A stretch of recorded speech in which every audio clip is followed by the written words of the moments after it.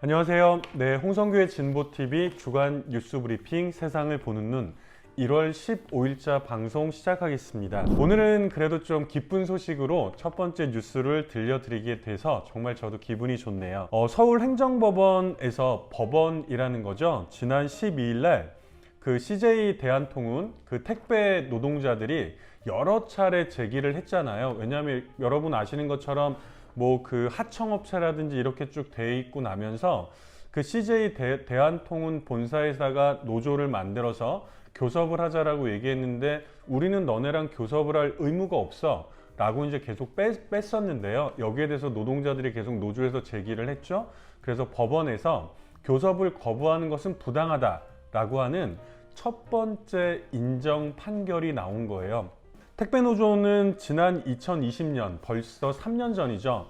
3월 달에 CJ 대한통운을 상대로 1인당 1개 주차장 보장, 그리고 주 5일제와 휴일이나 휴가 실시 등 6가지 사안에 대해서 단체 교섭을 요구를 했는데 CJ 대한통운은 자신들은 고용계약의 당사자가 아니라는 이유로 교섭을 거부했죠.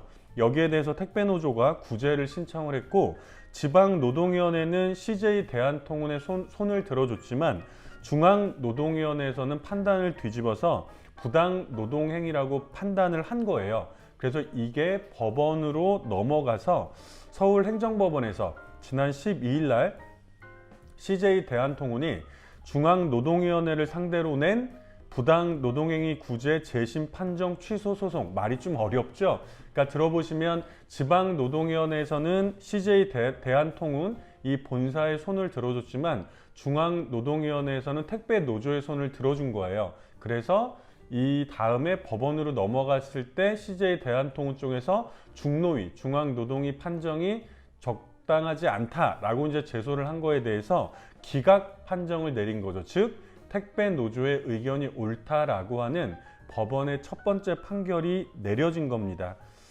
당연히 뭐 CJ 대한통운은 하청업체이기 때문에 택배 대리점에 노무를 제공하는 택배 기사들과 교섭할 의무가 없다고 주장을 해왔던 것이죠. 이 판결이 확정이 되면 특수고용직 등을 활용한 간접 고용사업장에서 원청의 교섭 의무가 보다 광범위하게 인정이 될 것으로 보이고요. 그리고 간접 고용 노동자에 대한 원청 사용자의 교섭 불응을 부당 노동행위로 인정한 것은 이번이 처음이라고 합니다. 그래서 이제 이거는 1심이잖아요. 당연히 이제 원청, 하청 고용관계에 미칠 영향이 크기 때문에 2심, 3심까지 법정 다툼이 쭉 이어질 것으로 보입니다. 정말 오랜만에 택배 노동자들이 이 재판이 끝나고 나서 아마 사진 보셨어요? 이 재판정 바로 바깥에서 기자회견을 하면서 다 같이 만세를 부르면서 이 판결에 대해서 환영을 했습니다. 진경호 택배노조 위원장은요, 이제 교섭하고 대화하고 합리적 노사관계를 구축하는 첫걸음을 떼보자 라고 촉구를 하기도 했습니다.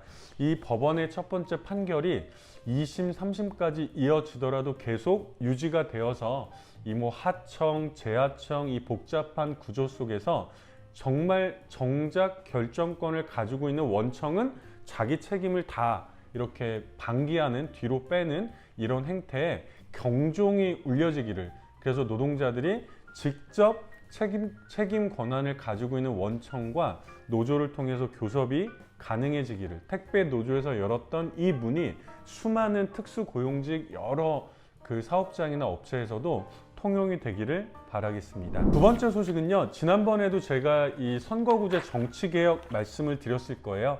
정치 소식으로 전해드리겠는데, 최근에 이제 뭐 지난번 소식에서도 전해드린 것처럼 윤석열 대통령이 중대 선거구제 이런 이야기를 하고 나서 이 선거제도와 관련한 관심도 좀 높아지고 있는 것 같습니다. 그러나 벌써 문제는 내년도 총선이 이제 1년 남짓밖에 남지 않았어요. 원래는 이 선거제도 개편이라고 하는 건 당연히 이제 그 선거를 앞두고 오래 전에 결정이 되어야 선거를 준비하는 사람들도 거기에 맞게 준비를 하겠죠. 지금까지 문제는 선거에 늘 임박해가지고 그 바로 직전에 이 개정안이 나오다 보니까 계약이 되는 경우도 많이 있었고, 지난번 총선에서도 연동형 비례대표제 그 좋은 정신이 위성 정당이라는 말도 안 되는 이 짓거리들 속에서 1당과 2당의 이런 짓거리들 속에서 이 취지가 다 퇴색해버렸던 일도 있었습니다. 최근에 이와 관련해서 계속해서 목소리를 내고 있는 하승수 소장의 칼럼을 다시 가지고 나와봤습니다. 일단 그 중대선거구제 관련해서 요건 한번 짚고 넘어가야 될 것 같아요. 중대선거구 제도는 중선거구와 대선거구를 합쳐서 이야기하는 거잖아요. 소선거구가 지금처럼 한 지역에서 한 명의 당선자를 배출하는 구조라고 한다면, 중선거구제는 한 지역에서 2명부터 4명을 선출하는 선거구라고 볼 수 있고요. 대선거구제는 5명 이상을 뽑는 제도예요. 그런데 막상 후보를 중심으로 치르는 단순 지역구 선거에서 뭐 5등이나 6등이나 7등이나 이런 걸 당선되게 하는 사례는 찾아보기 어렵잖아요. 그렇기 때문에 사실상 대선거구제는 비례대표제랑 연결될 수밖에 없다고 이야기를 합니다. 핀란드나 덴마크나 스웨덴이나 노르웨이, 오스트레일리아, 스위스 등지 서유럽이나 북유럽에서 많이 실시하고 있는 대선거구 제도는요, 한 개 선거구에서 많은 수의 의원을 뽑되 정당 득표율에 따라서 의석수를 배분하는 일종의 비례대표제를 결합한 형태라고 하는 거예요. 그래서 윤석열 대통령이 얘기했던 중대선거구제는요, 이 유럽 다수의 국가에서 채택하고 있는 대선거구제하고는 그 기본 취지의 의미부터가 많이 다르다라고 하는 걸 먼저 전제를 해야 될 것 같습니다. 이 얘기는 뭐냐면, 뭐 중대선거구제 그러면 소선거구제보다 나은 것 같기도 하지만, 결국은 이 비례, 그러니까 국민들의 표의 등가성, 그러니까 받은 득표율만큼 그대로 국회로 이어지는 구조가 안 된다면 또 다른 패단을 낳을 수도 있다는 거죠. 1당과 2당이 다 나눠 먹을 수도 있다는 거예요. 예를 들면 한 선거구에서 5명을 뽑는다고 치더라도, 예를 들면 국민의힘도 더불어민주당도 5명씩을 다 내보낸 다음에 싸울 경우에는 이 진보정당이나 소수정당이 들어갈 수 있는 문이 넓어진다고 하기가 어렵다는 거죠. 이제 칼럼의 내용으로 좀 들어가 볼까요? 새해 들어 선거제도 개혁에 관한 논의가 불붙고 있다. 필자는 윤석열 대통령이 언급한 것으로 보이는 중선거구제는 대안이 아니라고 본다. 그것으로는 표의 등가성도 확보하기 어렵고 지역 일당 지배체제도 극복하기 어렵다. 필자는, 여기서 말하는 필자는 계속 하승수 소장입니다. 독일식 연동형 비례대표제를 제대로 도입하든가, 아니면 덴마크와 스웨덴이 하고 있는 권역별 대선거구 비례대표제가 검토될 필요가 있다고 본다. 즉, 어쨌든 선거제도 개혁에 관한 논의는 꼭 필요하다는 것이죠, 현재 대한민국에서. 그러나 현재 상황을 보면 만만치가 않죠. 여당, 국민의힘의 반응은 굉장히 시큰둥한 편이고요. 뭐 예를 들면 윤석열 대통령이 한마디만 하면 쭈루룩 막 시끄럽게 그 얘기를 증폭시켰던 이전의 과정과는 다르게, 윤석열 대통령의 입에서 중대선거구제 얘기가 나왔지만 사실은 이 눈치 보기 바쁜 여당 의원들도 지금은 말을 아끼고 있다는 것이죠. 왜요? 다 자기 밥그릇이 걸려있기 때문이에요. 그러나 민주당도 마찬가지죠. 사실 민주당은 이미 자기 정당의 선거제도 개혁 방안이 나왔어야 됐죠. 기억나시나요? 작년 3월 달에 대선을 치렀을 때 이 대선 직전에 의원총회를 열어서 만장일치로 선거제도 개혁을 약속했던 게 바로 민주당인데, 지금까지 그 약속은 지켜지지 않고 있다는 거예요. 진전된 것이 거의 없다는 것이죠. 그래서 이 정도면 민주당은 이미 국민에 대한 약속을 위반하고 있는 셈과 다르지 않습니다. 이것도 왜 그러겠어요? 자기 다 밥그릇을 챙기는데 골몰하고 있기 때문인 거죠. 이런 상황이 이어지면 선거제도는 내년 총선 전에 개각될 가능성도 굉장히 높다고 볼 수 있습니다. 정확하게 보면 사실은 이 선거제도의 문제는 뭐 민주당과 국민의힘 간의 문제, 이런 문제가 아니라 거대 양당이 자리 잡고 있으면서 현재 승자 독식 선거제도로 이득을 보고 있는 기득권 현역 의원 대 우리 국민들의 싸움이라고 볼 수도 있어요. 그래서 이 칼럼의 제목이 선거제도 개혁, 기득권 의원들 대 국민들의 전선, 이게 이제 이 칼럼의 제목이거든요. 이들이 특히 자리 잡고 있는 것은 영호남 등 자기 정당의 확실한 우세 지역이죠. 이들은 공천만 받으면 당선이 보장되는 상황들이기도 해요. 이들은 국회의원을 계속 해먹으면서 지역 일당 지배체제 속에서 지자체장, 지방의원들의 공천권을 휘두르면서 지역의 군주로 계속 군림하고 싶은 거죠. 반면에 이런 선거 제도로 인해서 가장 큰 피해를 보고 있는 건 역시 국민들입니다. 따라서 선거제도 개혁을 둘러싼 전선은 국민의힘 대 민주당도 아니고요. 자기 밥그릇만 챙기는 기득권 의원들 대 국민인 셈이죠. 그래서 이미 시민사회단체에서도 그리고 국회 내 일부 의원들도 선거제도 개혁에 불을 붙이고 있잖아요. 뭐 진보정당들, 소수정당들을 비롯해서 이 논의들이 더 활활 타올라서 사실상 내년 4월에 총선에서 아주 일찌감치 사실은 이 선거제도는 완비를 좀 보아주어야 내년 총선도 제대로 정상적으로 진행이 될 수 있겠죠. 이 선거제도에서 가장 핵심은 뭐라고요? 이 국민들이 표를 행사하는 그 비율대로, 예를 들면 이 국회의석이 300석이라고 한다면 뭐 더불어민주당이나 국민의힘이 예를 들면 40%씩을 가져간다고 쳐요. 그러나 나머지 20% 또 다른 제3의 이 정치 세력을 원하는 이 표수가 그대로 국회에 반영될 수 있도록 그 구조를 어떻게 짜는가. 이것이 사실은 소선거구제냐 중대선거구제냐 이런 것들보다도 이것이 가장 중요한 원칙이라는 거예요. 이것이 살려나가는 방향에서 선거제도 개혁이 논의가 돼야 되겠죠.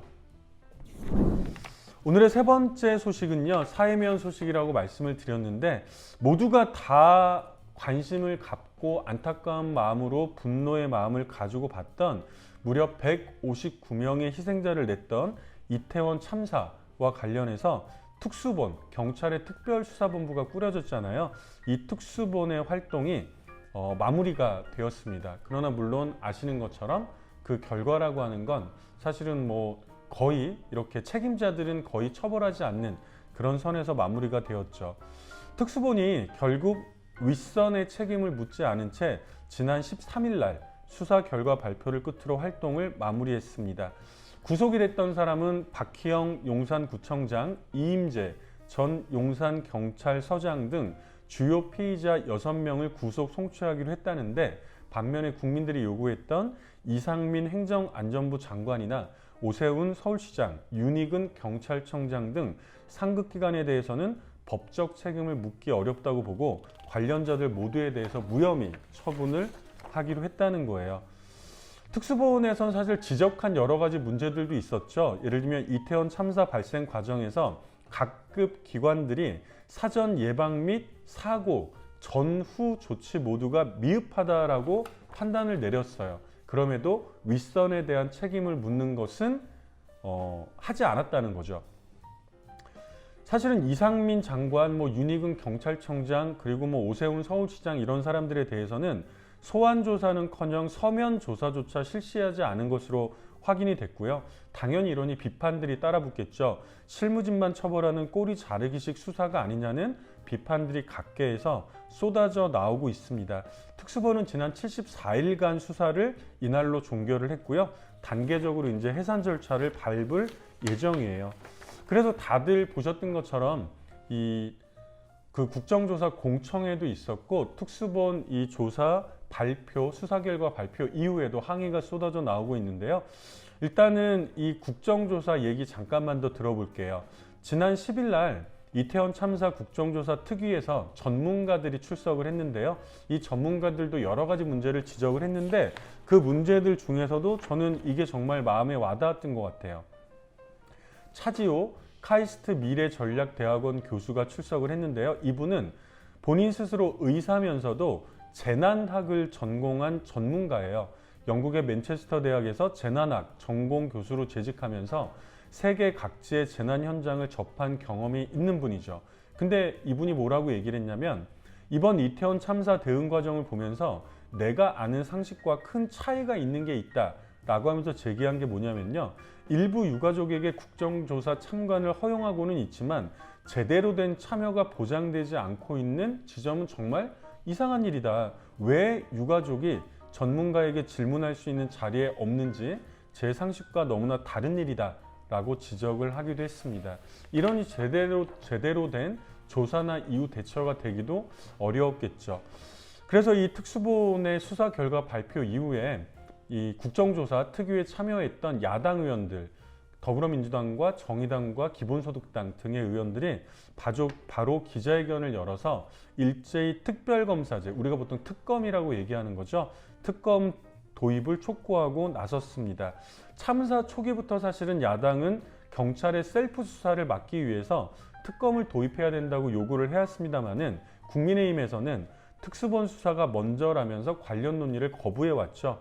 이제 결국 특수본이 내놓은 결론적으로 보면 꼬리 자르기에 그쳤고 사실은 이제 특검을 통한 객관적인 수사가 필요한 거 아니냐라고 제기를 하고 있는 것이죠. 그래서 아까 말했던 이 야당 이 국정조사 특위에 참여했던 의원들이 국회에서 기자회견을 열어서 특수본 수사 결과를 강력히 규탄한다. 그리고 159명이 희생된 초유의 사회적 참사의 원인을 용산이라는 작은 지역 내 문제로만 국한하는 건 옳지 못하다라고 지적을 했고요. 아까도 얘기했던 것처럼 이상민 장관과 오세훈 시장에 대한 소환 조사도 없었고 집무실에 대한 압수수색도 한 번도 하지 않았다. 74일이라는 수사기간 동안 특수본은 도대체 무엇을 한 것인가? 명백한 봐주기 수사로 특수본이 종결이 됐기 때문에 이제 특검 수사는 불가피해졌다라고 촉구를 하고 나섰습니다. 네 번째 소식도 사회면 소식입니다. 와, 요즘에 뭐 얼마 전에 이제 대대적으로 다시 이 간첩단 사건 이런 것들이 또 이제 막 일방적으로 발표가 되기도 했는데요. 국정원과 관련한 소식 가지고 왔습니다. 이 윤석열 정부 체제 하에서 사실은 우리가 벌써 6년, 7년 전이죠. 이 박근혜 정부 시절부터 국정원 개혁, 사실은 국정원 해체가 맞겠죠. 당시에 이제 통합진보당 등에서는 국정원 해체를, 왜냐하면 그 전에 그 부정선거 개입도 있었잖아요.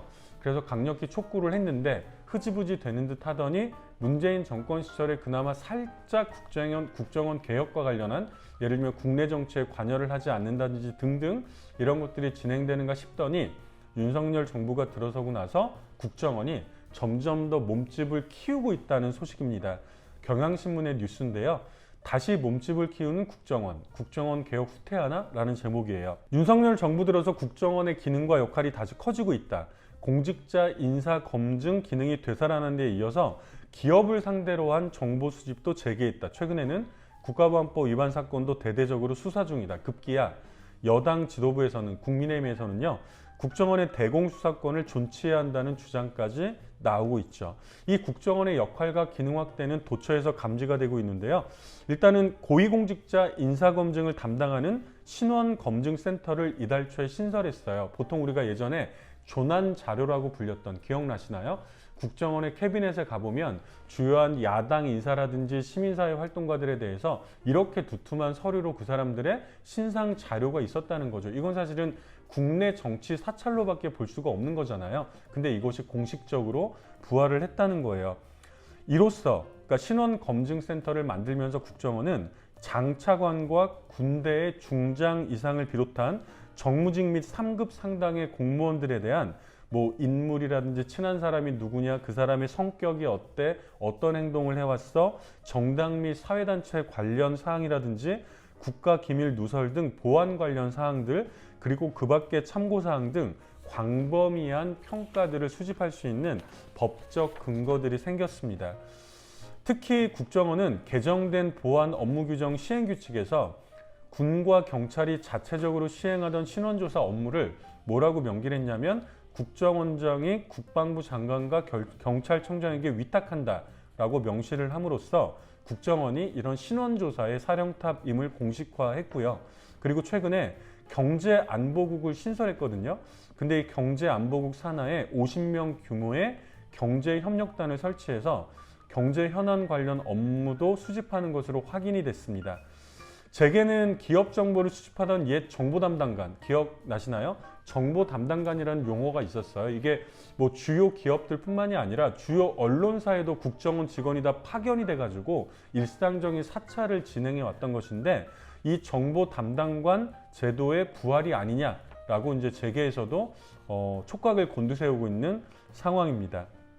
이 국정원은 사실상 윤석열 정부 들어서 자신의 존재감을 엄청나게 또 과시하고 드러내기 시작했죠. 예를 들면 서해 공무원 피격 사건이나 탈북 어민 강제 북송 의혹, 이게 모든 게 다 이제 국정원과 연관된 사건들이었잖아요. 이런 사건들을 통해서 자신의 존재감을 서서히 올리면서 제도적으로도 자신의 권한을 확대하는 길을 밟고 있다는 거예요. 그리고 이제 최근에도 있었던 뭐 이 윤석열 정부 들어서 첫 간첩단이라고 불리는 이 사건들도 예를 들면 피의사실 공표나 이런 것들을 다 어기면서 특정 언론의 정보들을 다 유출을 하면서 확정되지 않은 피의사실이 여과 없이 일부 언론으로 들어가면서 대대적으로 여론몰이에 나서고 있다고 했죠. 그리고 아까도 말씀드린 것처럼 급기야 국민의힘 여당에서는 국정원의 대공수사권을 되돌려야 된다, 부활시켜야 된다라는 의견까지 나왔습니다. 현재 비상대책위원장, 국민의힘 정진석 비상대책위원장은 지난 12일 날 간첩은 국정원이 잡는 게 맞는다라고 했고요. 안철수 의원도 국정원의 대공수사권을 되찾아주고 전문 사이버 방첩 조직을 만들어야 된다라는 주장을 하기에 이르렀습니다. 당연히 시민사회에서는 국정원의 개혁이 무의로 돌아가는 거 아니냐라는 그 비판을 할 수밖에 없는 거죠. 김덕진 천주교 인권위원회 활동가는 지난 특별사면에서 국정원 관련자들이 무더기로 사면된 것은 국정원 부활의 시그널이라고 본다. 비공개된 조직이 강력한 권한을 갖게 되는 것은 민주주의의 후퇴로 이어질 수밖에 없다라고 지적을 하기도 했습니다. 정말 이 역사가 거꾸로 가고 있구나라고 하는 것들이 곳곳에서 느껴지고 있습니다. 다섯 번째는요. 사실은 이런 얘기 있었죠. 촛불혁명을 이은 것은 미투혁명이었다.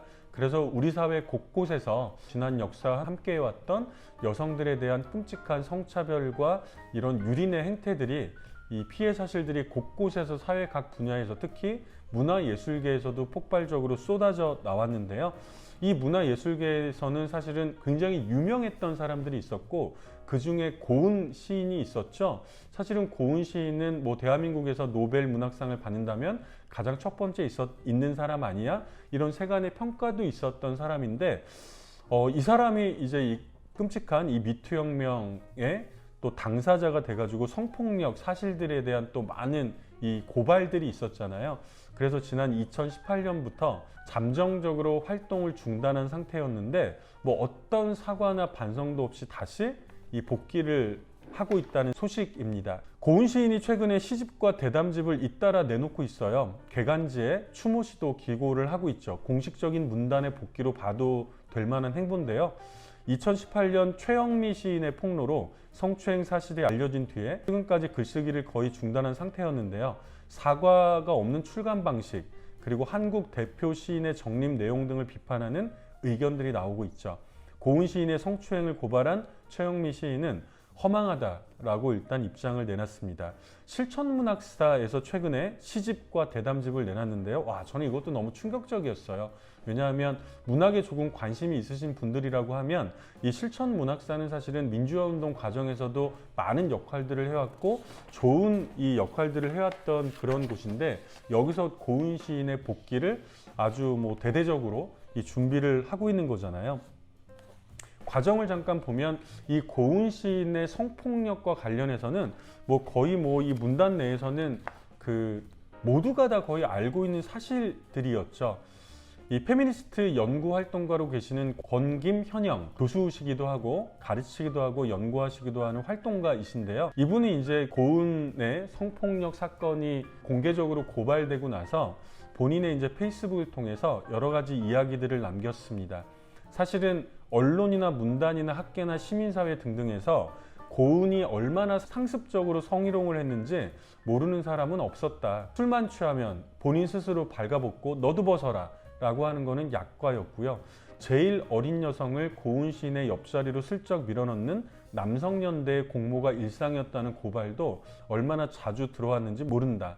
다들 분개하면서도 왜 아무것도 바뀌지 않지? 라고 했더니 나서는 피해자가 없잖아 라고도 얘기를 했고 결국은 최영미 시인이 본인이 직접 나서서 고발을 하는데 이르렀죠. 고은의 성희롱이 얼마나 파다하게 유명했냐 하면 언론사 기자를 꿈꾸거나 출판사에 취직하려고 했던 여자 취업 준비생들은 보수적인 어르신들에게 종종 이런 이야기를 듣곤 했다고 한다.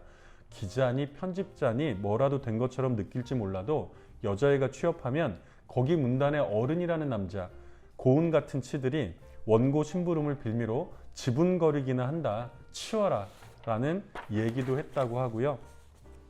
시인의 손이 치마로 들어가고 가슴을 훑고 바지를 내리고 여자들을 사실은 뭐 거의 입에 담을 수 없는 이야기로 이렇게 불러대던 그 모든 행동들을 시인의 기행으로 순진한 행동으로 수용해주는 그 주변에 있었던 당신들이 있었기 때문에 이런 일들이 또 계속 이어지고 있었다라고 고발을 하기도 했는데, 결국 이 고은이 어떤 반성이나 사과도 없이 2018년이니까 벌써 한 4, 5년 정도 지났잖아요. 슬그머니 대대적으로 문단에 복귀를 하고 있다는 소식입니다.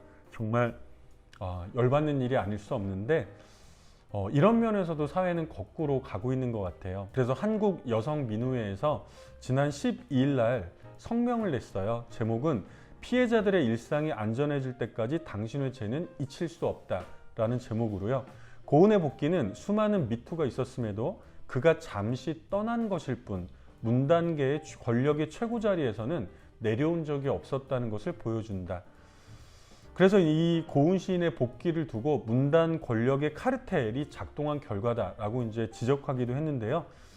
이 고은이 아까도 얘기했던 것처럼 실천문학사라는 곳을 통해서 지금 복귀를 하고 있잖아요. 고은은 1980년도에 실천문학의 설립 멤버이자 편집 책임으로 있었다. 그리고 실천문학사에서 이번에 신간이 나온다고 한다. 누가 권력을 가졌는지를 명백히 보여주는 장면이다 라고 지적을 했습니다. 아울러 이 고은의 평생의 전기와 지혜가 담겨 있다라고 지금 홍보를 하고 있어요. 책들을. 이런 책에는 성폭력 가해자라는 한마디 말이 없이 전 지구적 시인이라는 찬사를 가지고 곳곳에 유명 서점에 진열이 되고 있다. 이러니 그들만의 카르텔이라고 보지 않을 수가 없는 거죠. 지금까지도 자신의 죄를 부정하고 침묵하는 고은은 이제라도 피해자들에게 사과해야 한다. 고은이 자신의 권력을 이용해 성폭력을 저질렀다는 진실은 이미 밝혀졌다. 그러니까 최영미 시인이 고발을 하고 나서 고은이 명예훼손으로 법정에 고발을 했는데, 법정에서 1심, 2심 모두 명예훼손이 아니다, 즉 사실이다 라는 판결이 내려졌거든요. 피해자들의 일상이 안전해질 때까지 당신의 죄를 우리는 똑똑히 기억할 것이다 라고 이제 이런 내용들이 성명에 담겨 있고요. 그러나 이제 실천문학의 윤한용 대표라는 사람도 한겨레 인터뷰를 통해서 이렇게 얘기를 했네요. 시집과 대담집을 회수한다는 말은 사실 무근이다. 계획도 없다. 그럴 책이면 처음부터 출간하지도 않았다. 정말 기본적인 어떤 양심이 있는지를 되묻지 않을 수가 없습니다. 사회는 계속 앞으로 나아가야 하잖아요. 윤석열 같은 사람이 대통령이 됐다고 해서 우리 사회는 절대로 뒤로 가서는 안 된다는 생각이 들어요. 올해 2023년 새해 벽두인데요. 올해 우리가 앞으로 나아가기 위해서 얼마나 더 많은 용기와 서로의 연대가 필요할지 고민이 되는 새해 벽두가 아닐 수 없습니다. 이번 주말에는 설날이 있어요. 그래서 사실은 이번 주말에 방송을 정상적으로 할 수 있을지는 현재로서는 아직 모르겠어요. 일요일이 이제 설날 당일인데요. 어쨌든 이 방송을 들으시는 모든 분들 설 명절 잘 준비하시고, 저도 가급적이면 방송이 빵꾸가 나지 않도록 최선을 다해서 준비는 해보겠습니다만은 그 한 주 쉴 수도 있다 라는 것들을 좀 염두에 두시고, 물론 뭐 댓글로 쉬지 마세요, 주간 뉴스 브리핑은 계속돼야 돼요 라고 말씀하신다면 저도 적극적으로 일단 쉬지 않도록 한번 해보겠습니다. 오늘도 들어주셔서 고맙습니다. 설 명절 준비 잘 하시고 소중한 사람들과 행복한 명절 맞으시기를 바라겠습니다. 좋아요, 구독, 알림 잊지 마시고요. 주변에도 널리 알려주세요. 고맙습니다.